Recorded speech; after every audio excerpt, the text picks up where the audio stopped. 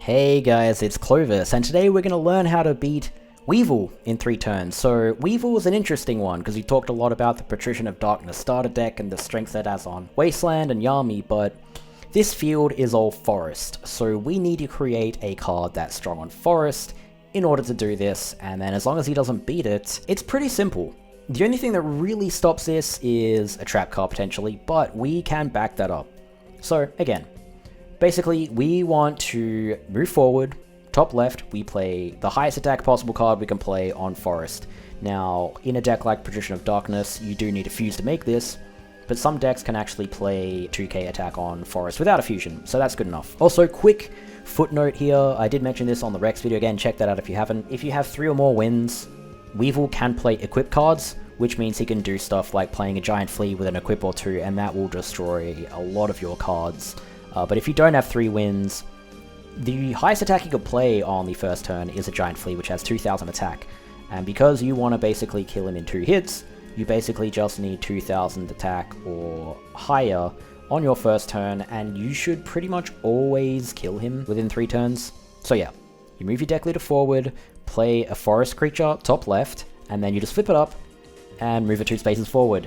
And then so now what Weevil does is he moves to the right before deciding what to do. You know, he'll play a card and then moves it out of the way because it can't beat your card. And on your second turn, you can attack him. And then on the third turn, you can attack him again.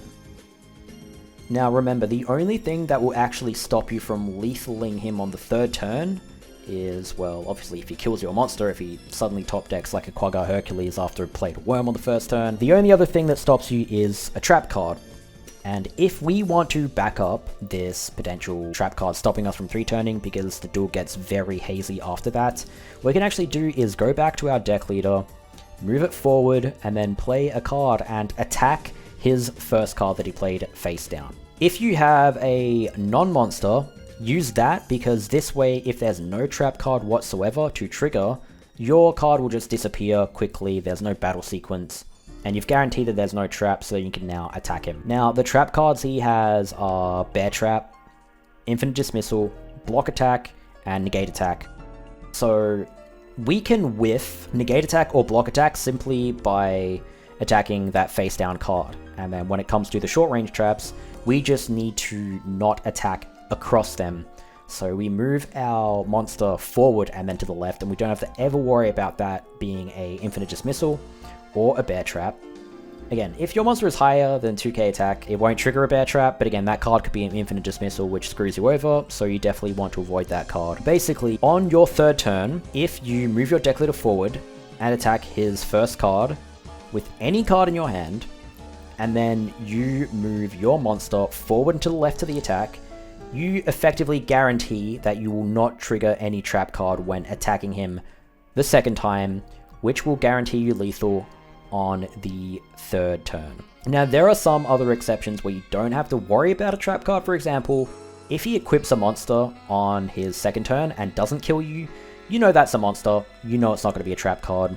Another obvious example, which you might see every now and then, not too often, is if he plays Cocoon of Evolution on his second turn in the bottom right corner. You know that's not a trap card, so you can just attack him at that point. Now again, we don't always open with a Forest Fusion, and we do have the Patrician of Darkness starter deck, which plays like zombies, and you know, it's got a Yami in it, so I think it's worth actually talking about the strategy to destroy him with zombies and a terrain card. So I'm going to throw that in here right now. So if we play our zombie, highest attack zombie, instead of a high attack forest card, we move it forward, but obviously we can't flip it up and move it 2 spaces. It doesn't have any bonus movement. It's a zombie, so it's going to be beached, but we can still move it forward. And then on our second turn, if we move to the left and then play our terrain top left and then flip it up forward, now what we can do is flip our zombie up and then move it to the left and forward. And then so now, if you notice, similar to, it's like a turn late to the previous strategy, but it's now in a position where Weevil will move into its attacking range.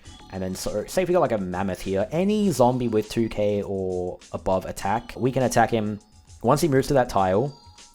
And then our monster's still in a position where Yami is, so he'll try to move away from it. He can only move 1 tile, and then again, unless he's played a trap card on the turn after this, you can just attack him again and lethal him.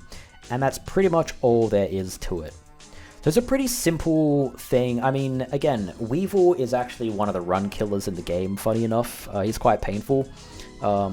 Simple in concept, but it's kind of tricky because there's a few things to know about him, and you just kind of have to hope that that works out. The only other information I think that's important to tell you guys about Weevil is that he is one of the duelists that sees all of your face down cards as 0 attack. So this basically means that if you defend with like a really high attack card, he will attack into it even with a card such as like a Caterpillar, which means you can actually do a lot of damage and then retaliate by attacking that weak card again. For example, if you defend with like a Skelgon and he attacks you with a Caterpillar, you will deal like almost 2,000 damage or something like that. If you can't really close a second attack and you have like no play, you can try doing this and he will take the bait and you can potentially do a lot of damage. Obviously, if he attacks you with like a strong card, it won't do anything, but it is always possible for him to play like a really weak, you know, measly little bug, you know, like how he does in the anime. He just like plays this weak little bug with a trap card and then he beats Rex, and it's just, it's weird. He wins a tournament by playing basic insect with laser cannon armor and an infinite dismissal. I don't know how that works, but that's Yu-Gi-Oh for you. So yeah, have some fun with Weevil. Pretty simple duel. Unfortunately, in an actual speedrun, he is a nightmare. He's actually quite likely to destroy your run, but in terms of knowing what to do, he is quite simple. And I'm pretty sure I've told you about basically what the important thing is for him, so good luck beating Weevil in 3 turns, and I will see you guys in the next video. And yeah, obligatory, check me out on Twitch if you already haven't, because that's where I speedrun. Bye-bye.